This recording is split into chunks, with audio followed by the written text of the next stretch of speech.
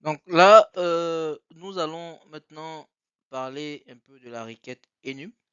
Ok, comment est-ce que la requête enum est formée? Voilà, donc nous allons aller pas à pas. Maintenant, nous commençons, pardon, à rentrer progressivement dans l'enum maintenant, de plein pied, j'ai envie de dire. Voilà, donc d'abord, nous allons voir ce qu'on appelle la clé enum. Ok, voilà. Alors, on va former d'abord ce qu'on appelle la clé enum. Alors, comment se forme la clé enum? Dans un premier temps, on supprime, comme il est dit, tout non-digit, excepté le plus. Alors, ce qu'on appelle le non-digit, c'est dans un premier temps déjà le tiret, comme on a mis ici en exemple. Ok, comme on a mis ici en exemple. Ok, les tirets sont des non-digits. Alors, généralement, les numéros de téléphone, même par les systèmes, sont présentés sous cette forme-là. Ok, voilà, plus l'indicatif du pays, numéro, chiffre. Voilà, donc généralement, c'est regroupé soit en deux ou en trois, ensuite en deux ou en trois, trois en quatre, enfin, ce genre de choses. Mais il y a des tirets en fait au milieu. Voilà. Euh, donc, ce qui est dit ici, c'est qu'on va supprimer déjà tout ce qui n'est pas chiffre, c'est-à-dire les tirets seront supprimés, mais sauf le plus. Le signe plus reste encore. Donc, à cette étape-là, le signe plus reste, mais les non-digits, pardon, sont supprimés. Donc, les tirets seront supprimés. Donc, s'il y en a un numéro qui se présente en fait sous cette forme-là, c'est-à-dire par exemple plus 225-07-45-66-94-27, eh bien, si on va appliquer cette règle-là, eh bien, le numéro va donner ça. Ça dit plus 225, 07, 45, 66, 94, 27. Tout en attaché. Ok? Il n'y a pas de tiret au milieu. Ça, c'est ce qu'on appelle le AUS. Application Unique String. Ok? Quand le numéro est sous cette forme-là, ok, on l'appelle le AUS, c'est-à-dire Application Unique String. C'est-à-dire que c'est un numéro sans tiret au milieu, ok, avec juste le plus. Voilà. Alors, remarquez que ceci est fait pour s'assurer que le numéro est bien au format E164. Donc, cette première règle-là, en fait, permet de faire ce qu'on appelle donc une mise en forme.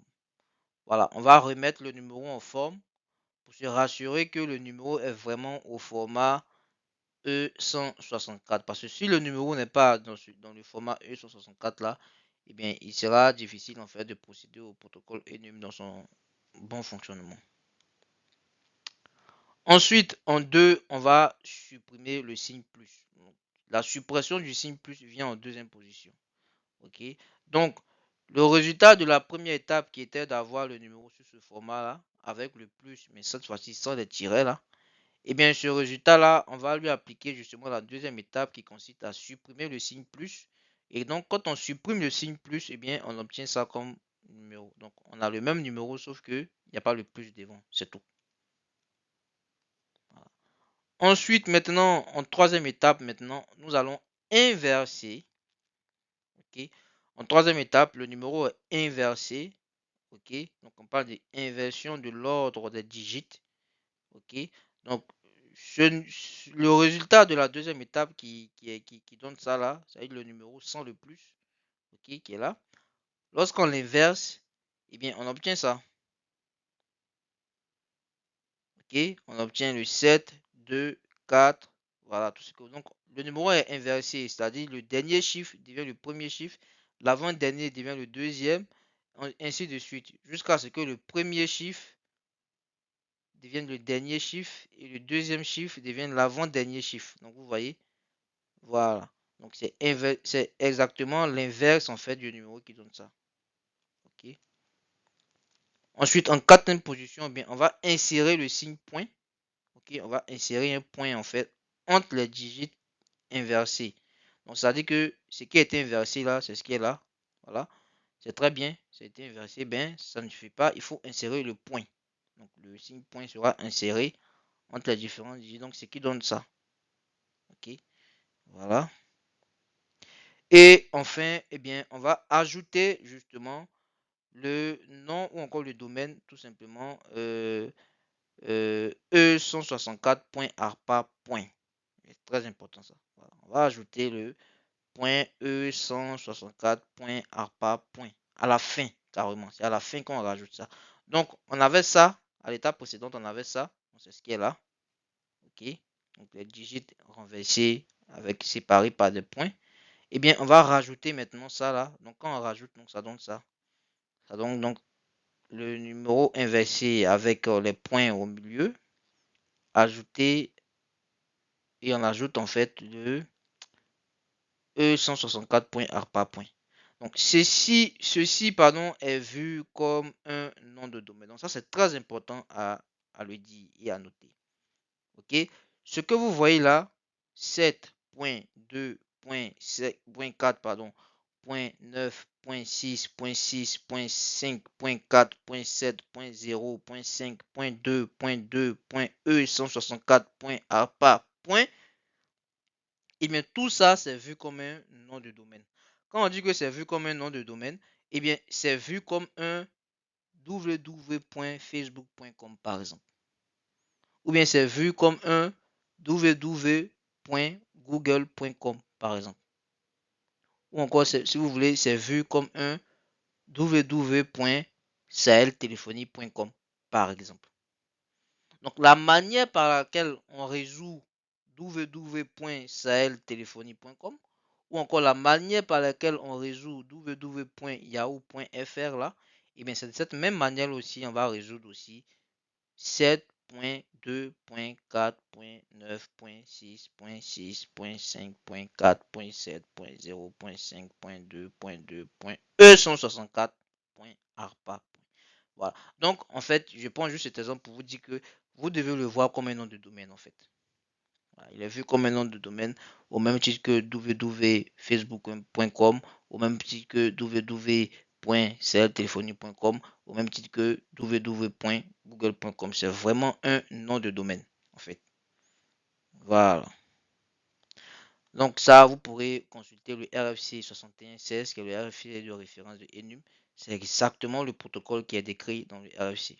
Ok, c'est exactement le process pour inverser les numéros et pour construire ce qu'on appelle la clé Enum. Parce que ça, en fait, c'est la clé Enum, en fait. C'est la clé qui est là, en fait, justement. Et c'est cette clé-là, justement, qui sera requêtée maintenant au niveau des serveurs Enum.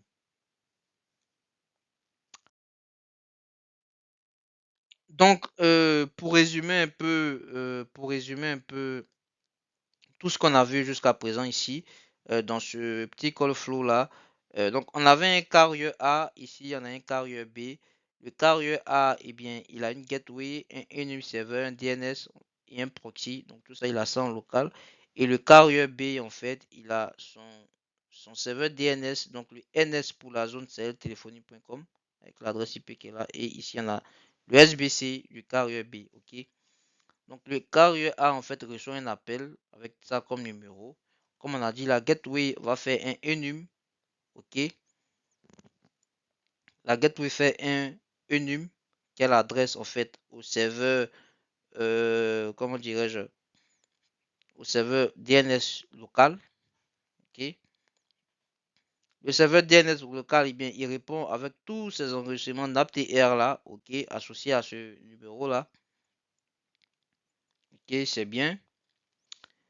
La gateway envoie donc l'invite avec la SIP adresse qui est là à son SIP proxy. Le SIP proxy demande un enregistrement de type NS sur la zone cltéléphonie.com. Il cherche en fait le serveur DNS qui fait autorité sur la zone cltéléphonie.com. Pourquoi? Parce que, eh bien, dans l'adresse SIP qui est là, comme on l'a dit, dans l'adresse SIP qui est dans l'invite qui vient de recevoir là, et bien l'adresse SIP, vous voyez très bien que le host, la partie host de cette adresse SIP là, et bien c'est proxy.cltéléphonie.com. Donc ça veut dire que le proxy est dans la zone cltéléphonie.com. Donc c'est la zone cltéléphonie.com qui nous intéresse ici. Ok. Donc il faut chercher à connaître en fait le serveur qui fait autorité, ok, le serveur DNS, ok, qui fait autorité sur la zone cltéléphonie.com. Ok, voilà. Donc voilà pourquoi le proxy en fait demande ici un NS record. Ok, donc le serveur DNS qui fait autorité sur la zone celltéléphonie.com. Le DNS local va répondre, ok, en indiquant justement le nom de ce serveur là, ok, le nom du serveur qui fait autorité sur la zone celltéléphonie.com. Ensuite, le SIP proxy local ici va demander maintenant l'adresse IP de ce serveur là en question, puisqu'il est le nom. Maintenant, il veut l'adresse IP, ce qui est normal. Le DNS, son DNS à lui va lui retourner effectivement l'adresse IP. Voilà, c'est ça. On voit que ça correspond exactement à l'adresse IP qu'il y a ici. Ok, voilà. Une fois que le proxy local du carrier a cette adresse IP, eh bien, il envoie justement enregistrement, une requête NAPTR. Ok, donc il met NAPTR request for celltelephony.com, il met tout ça. Il veut avoir en fait des serveurs qui répondent sur ces différents services là. Ok, on continue. Eh bien, le serveur lui répond, donc le serveur DNS qui fait autorité sur la zone, celltelephony.com lui répond en fait avec ça comme enregistrement. Ok, il va choisir donc cet enregistrement là. Ok, voilà, et il va demander des enregistrements de type SRV, voilà, sur ce nom de domaine. Hein, ok, le nom de domaine SIP underscore SIP underscore udp.celltelephony.com. Et cette fois-ci maintenant, il reçoit eh bien, les enregistrements SRV qu'il y a. Voilà, les différents enregistrements SRV. Et maintenant, il va demander un enregistrement DNS, pardon, un enregistrement de type A. Ok, donc ça dit l'adresse IP. Ok, il va demander l'adresse IP du SBC 1.celltelephony.com puisque c'est ce qu'il a choisi parmi les trois propositions. Le serveur lui répond avec justement l'adresse IP demandée. Et on voit que c'est exactement l'adresse IP en fait du SBC qui est là. Ok. Et là maintenant, il envoie naturellement l'invite vers le SBC. Voilà. Donc, pour résumer, voici un peu ce qu'on peut dire. Donc, dans ce cas de figure, voici un peu un call flow qu'on peut vous présenter. Donc, on a ici un OSP, donc Originating Service Provider. Ici, on a un Terminating Service Provider. Ok. L'Originating Service Provider, c'est-à-dire que c'est le provider à partir duquel l'appel sera émis. Ok. Donc, on a son client ici qui va émettre donc, un appel. Il a un CSCF, donc un call server ou un SIP server si vous voulez. Ok. Il a une base de données de routage. Ok, donc on a appelé local route. Ok. Voilà. Il a un serveur de routage. Comment dirais-je, c'est très différent les deux. Ça, c'est une base de données qui va contenir un certain nombre d'informations qui vont aider justement le routing server, ok, à, à bien répondre lorsqu'il sera sollicité. Le routing server, il est, comment dirais-je, il est connecté à une base de données locale, donc il a sa base de données locale ici. Et on a toujours le DNS local. Ça, c'est le DNS qui va servir, c'est la base de données DNS normalement, voilà, qui va servir à résoudre en fait les adresses en adresse IP. Donc les noms de domaine en adresse IP. Donc il y aura toujours un DNS dans les architectures qui sera là. Son rôle, c'est de résoudre les noms de domaine en adresse IP, tout simplement. Ok. Ensuite, il a son ISBC. Ok. Toujours le Originating Service Provider, il a son ISBC qui est là. Ok. Ici, donc, ça c'est le réseau d'accès, donc c'est le réseau du milieu. Et on arrive donc sur un TSP, donc le Terminating Service Provider, ok, qui a son ISBC qui est là, son local route aussi, son SCSCF et son tier 2 qui est là avec un serveur enum. Ok, voilà. Alors, premièrement, il y a un invite qui est envoyé. Ok, il y a un invite qui est envoyé au CSCF. Donc, le CSCF, lorsqu'il reçoit en fait cet invite, va chercher déjà à contacter en fait le routing server. Ok, il va chercher à contacter le routing server pour savoir quelle est la procédure de routage à appliquer. Le routing server va s'appuyer sur sa base de données locale, ok, pour répondre. Mais par contre, le routing server, lorsqu'il aura le retour de sa base de données, ça sera en fait un tier 2 qui lui sera retourné. C'est-à-dire que en fonction du numéro appelé, la base de données du routing server en fait va retourner un tier 2. Ok. Et maintenant, le routing server va lancer une requête enum. Ok, il va lancer une requête enum vers le tier 2 qui lui était indiqué ici. Il lance donc sa requête enum et le tier 2 en fait, comme on l'a vu, va lui envoyer, va lui retourner des enregistrements de type NAPTR. Ok, je rappelle que ce sont ces enregistrements-là qui contiennent en leur sein les SIP URI, ok, ou encore la SIP URI, ok, voilà, à contacter. Voilà, donc le tier 2, en fait, lui, c'est ça, comme on a dit, hein, le tier 2, son rôle, c'est qu'il stocke en fait les enregistrements NAPTR relatifs à un numéro bien précis.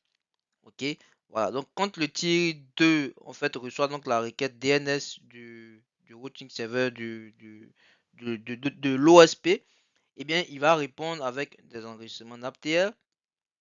Dans ces enregistrements NAPTR, eh bien, il y a une SIP URI. Dans cette SIP URI, il y a une partie host. Ok, donc alors d'abord un truc qu'on a oublié, c'est que avant de contacter en fait le tier 2, le routing server va résoudre d'abord le FQDN du tier 2 parce que ici il faut savoir que le retour que la database locale ici fait au routing server, c'est un nom de domaine. Ok, plus précisément même c'est un name server. Ok, on a vu hein, les enregistrements de type name server sont des noms de serveurs. Ok, donc c'est un nom comme ns1.sp2.com. Voilà, c'est un nom de serveur. Voilà. Donc, ça ne suffit pas en fait pour envoyer un paquet IP. Pour envoyer un paquet IP, il faut avoir l'adresse IP. Donc, c'est ce qui va emmener donc le routing server à résoudre le nom de serveur qui lui, envoyé là, qui lui a été envoyé, pardon, qui est le nom du tier 2. Ok, il va le résoudre via DNS pour trouver l'adresse IP qui correspond. Ok, et il va ensuite maintenant envoyer la requête enum euh, au tier 2. C'est lorsqu'il a l'adresse IP du tier 2 qu'il peut adresser une requête enum au tier 2. S'il n'a pas l'adresse IP, il ne peut pas passer un paquet DNS avant tout un paquet IP. Ok, voilà. Donc, lorsqu'il envoie la requête enum, le tier 2 lui répond avec les enregistrements NAPTR associés au numéro qui est inclus dans la requête enum. Et dans ce numéro, il y aura une SIP URI. Enfin, dans ces enregistrements-là, NAPTR, il y aura une SIP URI.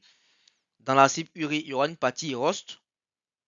Ok, voilà. Donc, quand le routing server fait le retour maintenant au CSCF, le CSCF va récupérer la partie host.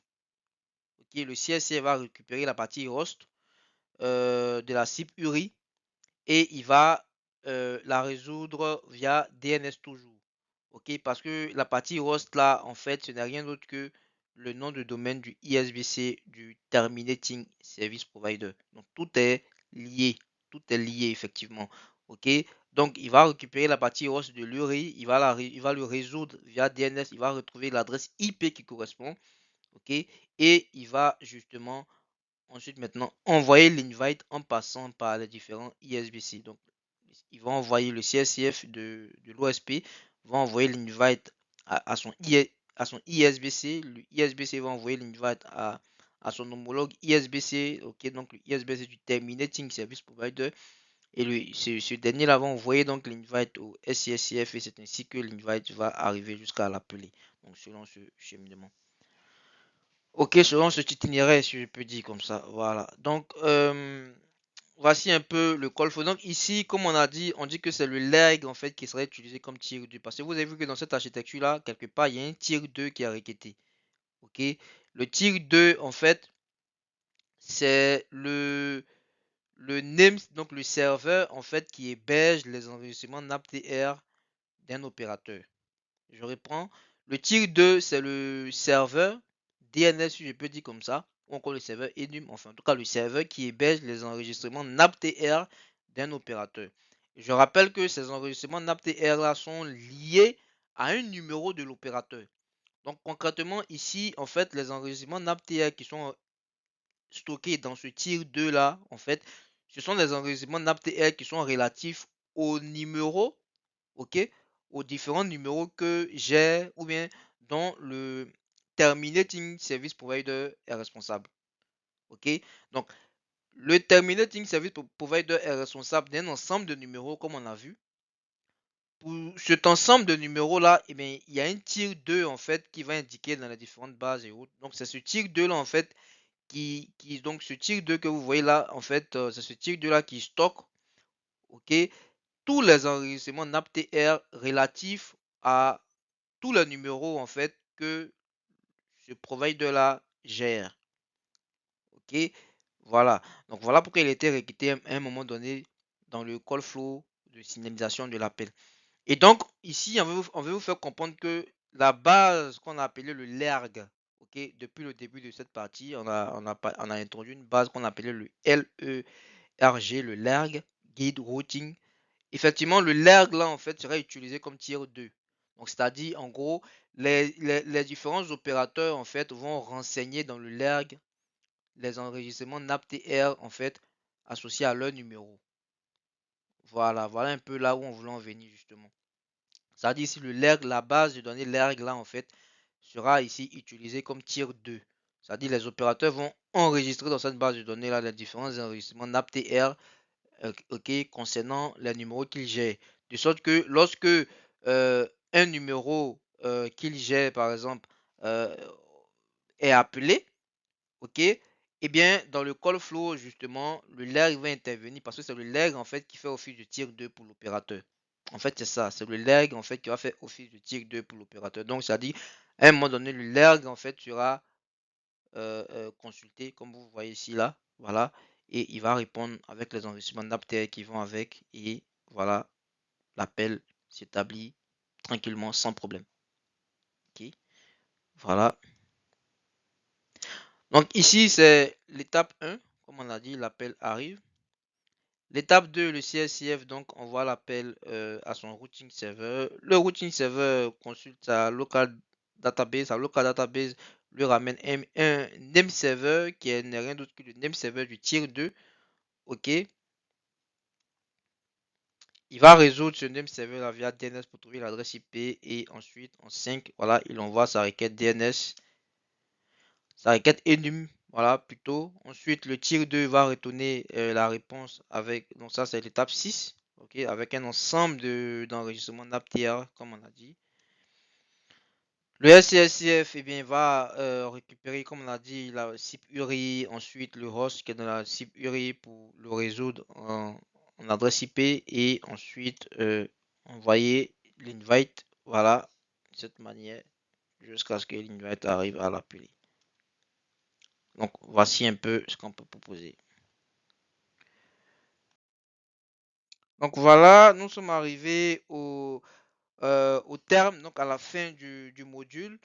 Merci déjà de l'avoir suivi de bout à bout. Voilà, nous espérons que c'est un module qui vous a apporté en tout cas pas mal d'informations sur ce que vous savez déjà en téléphonie. Et voilà. Euh, alors, juste pour vous faire un peu la liste des différents modules que nous proposons. Voilà, nous proposons des modules qui sont en lien avec le CIP. Donc, pour commencer, nous proposons un module appelé CIP Basics. Donc, nous en avons parlé un peu durant le module, durant ce module-là. Voilà, le module CIP Basics. Et bien, dans ce module-là, nous exposons en tout cas les bases du protocole CIP dans tous les détails, en tout cas les bases.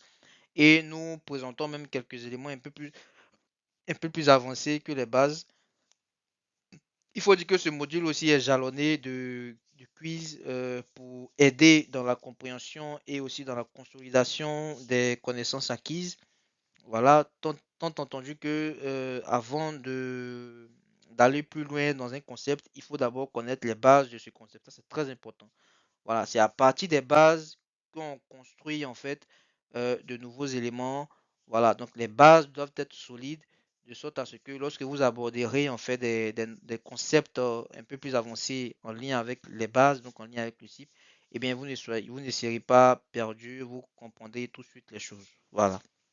Donc nous proposons les CIP Basics. Ensuite, nous proposons CIP et PSIN. Alors CIP et PSIN, en fait, c'est les différents aspects des interconnexions entre les réseaux CIP et les réseaux PSTN. Ensuite, nous proposons aussi mobilité et routage en SIP. SIP, VVIP et QoS. Donc là, nous parlons un peu des enjeux de la QoS au niveau des réseaux SIP, donc des réseaux de téléphonie IP. SIP and Media Security. Alors, ce module-là, c'est un très bon module parce que nous montrons un peu les aspects de la sécurité embarqués dans le protocole SIP, donc notamment TLS. Donc, c'est un module où nous exposons justement même sur le TLS. Donc, pour ceux qui n'ont jamais fait de TLS, eh bien, ça sera une bonne occasion pour eux d'apprendre le TLS pratiquement, comment est-ce que ce protocole fonctionne. Voilà, parce que nous exposons d'abord sur le TLS avant même maintenant de parler du SIP, ok, du TLS dans le SIP. Donc nous parlons un peu de tout ce qui est handshake TLS justement, le handshake TLS avec les différentes phases d'établissement de la session TLS, tout ça. Ok, voilà. Ensuite, nous avons aussi SIP dans le réseau mobile. C'est un module très intéressant que nous proposons aussi. Vous savez, aujourd'hui, avec l'arrivée de la VoLTE, ce qu'on appelle la VoLTE, eh bien, c'est les appels sur la 4G, appels sur la 5G. Et ça, en fait, ce n'est rien d'autre que eh bien, l'implémentation du protocole SIP dans le réseau mobile, tout simplement. Ok, qui s'appuie justement, laquelle implémentation s'appuie en fait sur une plateforme qu'on appelle l'IMS. Ok, donc nous abordons ce module-là, en tout cas très intéressant d'ailleurs aussi, voilà, avec les différents attributs euh, définis dans le SDP. C'est dans ce module-là que vous verrez qu'avec SIP, justement, c'est l'un des avantages du SIP. Avec SIP, il est possible de réserver une bande passante, de réserver justement, je sais ça, une bande passante pour un appel, effectivement. Voilà, et donc vous verrez que justement les appels sur la 4G, s'ils sont de qualité HD, c'est parce que justement, eh bien, le protocole SIP en fait laisse cette flexibilité-là pour définir, ok, une bande passante qu'on veut allouer en fait à une session RTP. Voilà, donc on va définir une bande passante qu'on alloue à une session RTP et c'est ce qui permet justement d'avoir des appels de très haute qualité, ok, sur la LTE, sur la 5G et autres. Nous avons aussi le SIP aussi dans le cloud. Donc aujourd'hui, il faut savoir que la téléphonie s'envole dans le cloud, hein, voilà.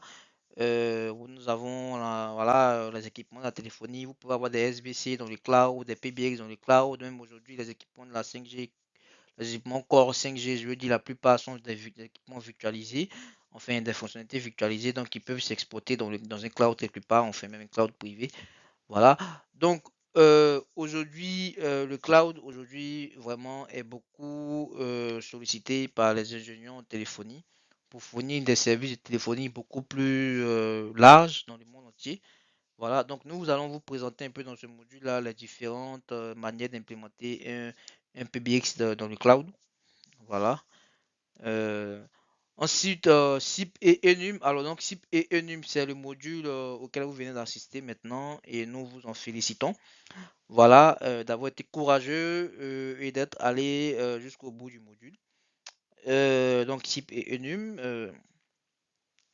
Ensuite, on a aussi Steel Shaken. Alors, Steel Shaken, c'est un module très intéressant que nous sommes en train de préparer qui va justement présenter le concept du Steel Shaken. Alors, c'est un nouveau framework qui est en train d'être développé, enfin, je dis même qui a fini, voilà. Mais il est en train d'être implémenté maintenant aujourd'hui aux États-Unis d'abord, ensuite il viendra un peu en Europe et partout. Voilà, c'est un framework en fait type qui va permettre d'identifier en fait l'origine même d'un appel. Et ici, lorsqu'on parle d'origine d'un appel, on ne fait pas allusion juste à l'OSP, c'est-à-dire à l'originating SP, non. Ok? C'est-à-dire on ne va pas juste s'arrêter à l'opérateur de qui émane en fait l'appel, non. On va aller jusqu'à l'utilisateur ou encore l'abonné qui est derrière cet opérateur en fait qui a lancé l'appel parce que un appel est toujours lancé par un abonné, il n'est pas lancé par un opérateur en tant que tel.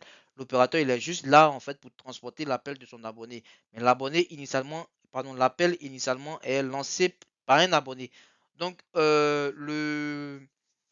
Ce framework-là, en fait, c'est un framework qui est mis en place pour euh, vraiment, comment dirais-je, identifier l'origine, en fait, d'un appel. Voilà, identifier l'appelant. Ceci, en fait, pour éviter tout ce qui est appel frauduleux, ok, robocalling, tout ça.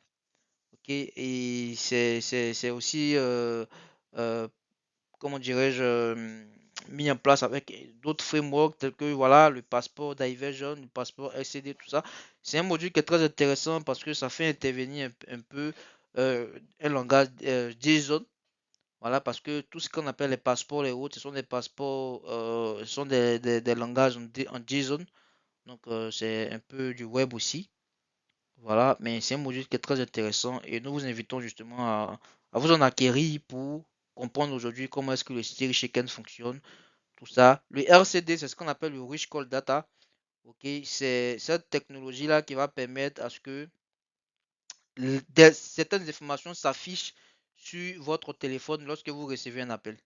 Ok, c'est-à-dire l'appelant peut décider d'afficher par exemple sur votre téléphone le logo de son entreprise. Si c'est par exemple une entreprise qui vous appelle, l'entreprise peut décider d'afficher sur votre téléphone le logo, son logo à elle, ok, son nom, sa localisation, la raison de l'appel, ok. Donc tout ça là en fait s'affiche sur votre téléphone lorsque vous recevez l'appel. Et tout ça en fait c'est pour certifier que c'est vraiment la bonne entreprise qui vous appelle, le bon interlocuteur en fait qui vous appelle. Ok, mais bien sûr que cela va demander à ce que le téléphone soit un peu upgradé, effectivement, mais c'est justement ce qui arrive. Donc c'est un très bon module que nous vous conseillons aussi. Aussi, il y en a le SIP Trunking. Alors donc on a parlé un peu de trunking dans ce module-là, SIP et Enum là. Mais ce qu'il faut savoir, c'est qu'aujourd'hui le trunk SIP, c'est un concept qui est beaucoup utilisé dans les architectures de téléphonie moderne aujourd'hui, hein. Voilà, partout on parle de trunk SIP. Voilà. Donc, c'est très bien aussi de l'avoir. Alors, nous l'abordons aussi dans ce module-là, TrunkSIP, voilà, où nous parlons un peu des différentes typologies de TrunkSIP, des différentes architectures de TrunkSIP qu'on peut avoir, les différents aspects de troubleshooting, quand vous avez votre TrunkSIP qui ne fonctionne pas, enfin, ce genre de choses. Donc, nous abordons ces aspects-là dans ce module. Et ensuite, nous avons tout ce qui est communication unifiée. Donc, CP communication unifiée, communication unifiée même dans le cloud aussi. Donc, UAAS, eh bien, c'est Unified Communication as Service. OK, voilà. Et tout ce qui est Customized Platform aussi. Donc, ce sont des modules assez intéressants que nous présentons. Donc, voici un peu l'ensemble des modules que nous présentons. Ça, ce sont vraiment des modules dédiés téléphonie, hein. Sinon, après, il y en a d'autres modules, même aussi dans le monde IP, tout ça. Voilà, donc nous vous invitons à visiter notre plateforme hein, pour voir davantage les modules que nous proposons.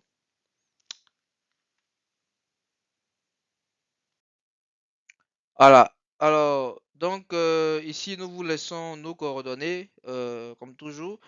Vous pouvez nous joindre, enfin nous visiter notre site internet www.cltéléphonie.com, plus précisément à la page Télécom Training. Voilà, vous pourrez voir l'ensemble des modules que nous proposons. Ok, et nous vous laissons aussi notre adresse email. Ok, donc make your calls easy at celltelephony.com. Sentez-vous libre de nous laisser un mail, pourquoi pas, si vous le voulez. Si vous avez des questions par rapport au module que vous venez de suivre, si vous avez des questions, des préoccupations, s'il y a des concepts que vous n'avez pas bien compris, ok, et pour lesquels vous aimeriez avoir un peu plus de précision, n'hésitez pas de nous écrire à cette adresse mail-là et nous nous efforcerons en tout cas de vous répondre dans des plus brefs délais. Pour les quiz que nous avons laissés dans le cours, eh bien, si vous avez fait de ces quiz-là, eh bien, sentez-vous libre aussi de nous les envoyer, juste pour avis, si vous voulez. Voilà. Nous donnerons aussi notre point de vue sur ce que vous avez eu à produire comme réflexion là-dessus. Et ensemble, s'il y a peut-être des choses à apporter pour améliorer un peu, il n'y a pas de souci, on pourra le faire pour davantage affiner votre vision des choses et si cela peut permettre aussi de consolider justement les connaissances que vous avez acquises dans ce module. Encore une fois, nous vous félicitons et nous vous remercions d'avoir suivi le module jusqu'à la fin. Nous espérons que ce module-là vous a apporté quelque chose de plus, en tout cas, et nous vous disons à bientôt sur d'autres modules et bonne chance dans votre carrière d'ingénieur télécom. Merci.